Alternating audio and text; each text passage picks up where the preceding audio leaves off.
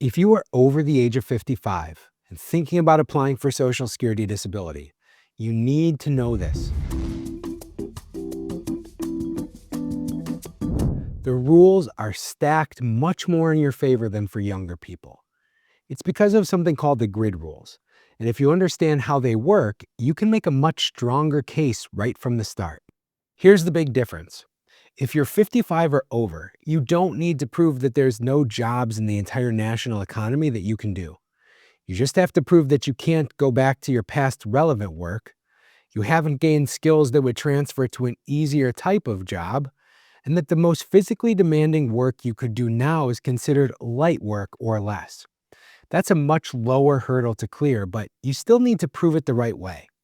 Let's break it down. First, past relevant work is now defined as jobs that you have done in the last 5 years. That's important because if your past job was more than 5 years ago, Social Security doesn't consider it.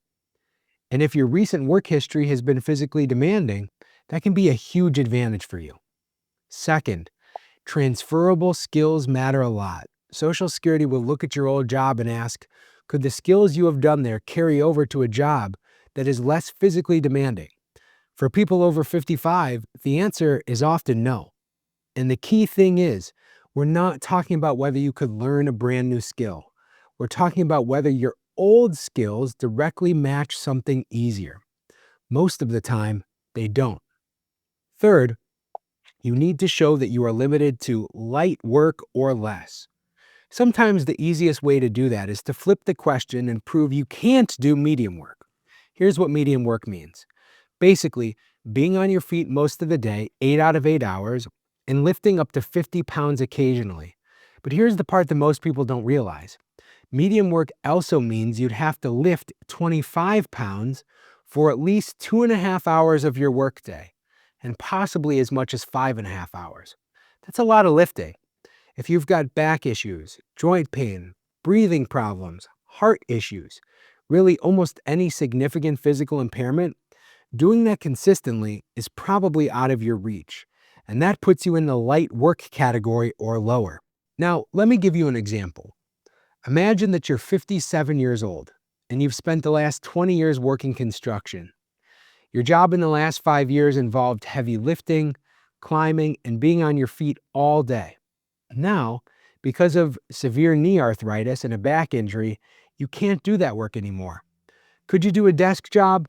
Maybe in theory, but the skills from construction work don't transfer directly to office work.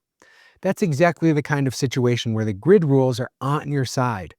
You can't do your past relevant work, your skills don't transfer, and the most you can now handle is light work. Now, I want to be very clear. Being over 55 is not an automatic approval.